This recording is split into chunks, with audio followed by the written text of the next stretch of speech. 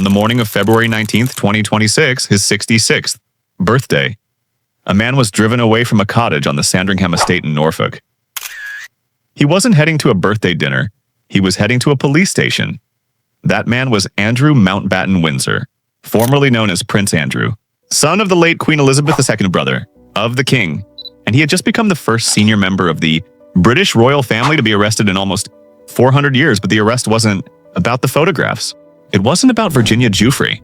It wasn't even about what happened at Epstein's properties. It was about something the emails revealed, and something far more specific, and in some ways far more damning. 5 minutes.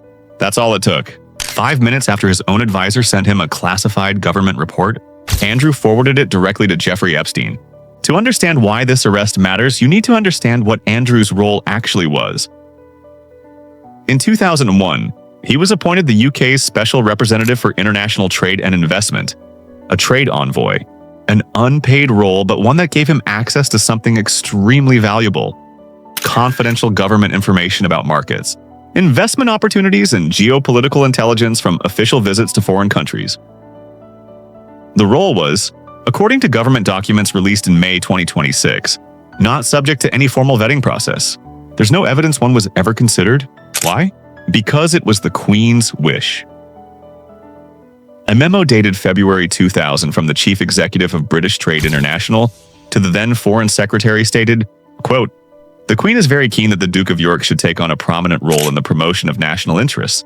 No vetting, no formal security clearance process, just a mother's wish, and a government that didn't push back." Andrew held that role for a decade. He traveled the world. He met senior government figures and business leaders across Asia, the Middle East, and beyond.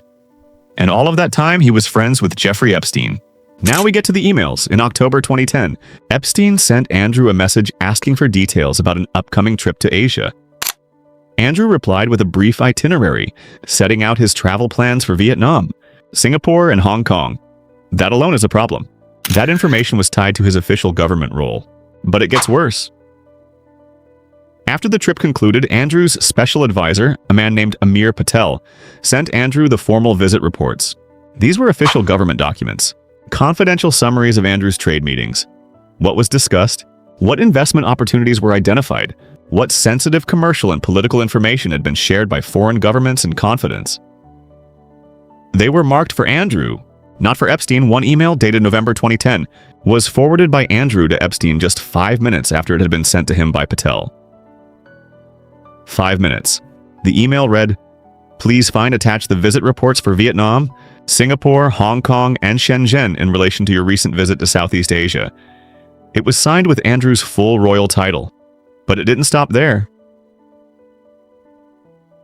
On Christmas Eve of 2010, the same year Epstein had pleaded guilty to soliciting a minor for prostitution 2 years earlier, Andrew looped Epstein into another classified brief. This one was about investment opportunities in the reconstruction of Helmand Province, Afghanistan, a war zone. A document produced by the Provincial Reconstruction Team. Andrew sent that to a convicted sex offender, and official UK government guidance on trade envoys is clear. The role carries what it calls a duty of confidentiality in relation to information received, including, quote, "sensitive, commercial, or political information shared about relevant markets and visits." That duty, it states, continues to apply even after the envoy's term ends, and it notes, in words that now feel particularly pointed, that the Official Secrets Acts of 1911 and 1989 also, Andrew has always, consistently, without exception, denied any wrongdoing. His representatives have not responded to media requests for comment on the specific emails.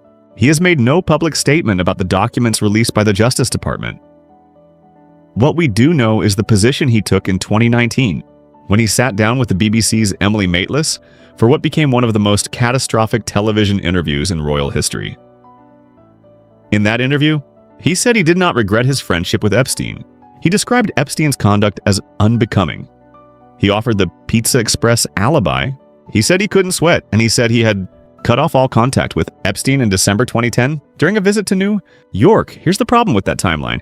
The emails show Andrew was still in contact with Epstein in February 2011. One message from that month shows Andrew telling Epstein he'd visited a private equity firm and, quote, "thought of you as someone looking for somewhere for money to go.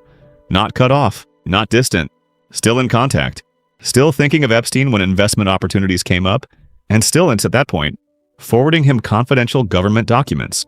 On January 30th, 2026, the U.S. Department of Justice released the final batch of Epstein files, millions of pages. Within days, police in the UK said they were assessing whether a formal investigation was warranted. 2 weeks later, Thames Valley Police confirmed they had opened one. And on February 19th, Andrew's 66th birthday, they arrested him. He was taken to a police station. He was held for 11 hours. Then he was released under investigation, meaning he has been neither charged nor exonerated. The investigation continues. The charge, misconduct in public office. A charge that, if he is ever convicted, carries a maximum sentence of life imprisonment under British law. King Charles III issued a statement that day. One sentence in it stood out above all others. "Let me state clearly, the law must take its course.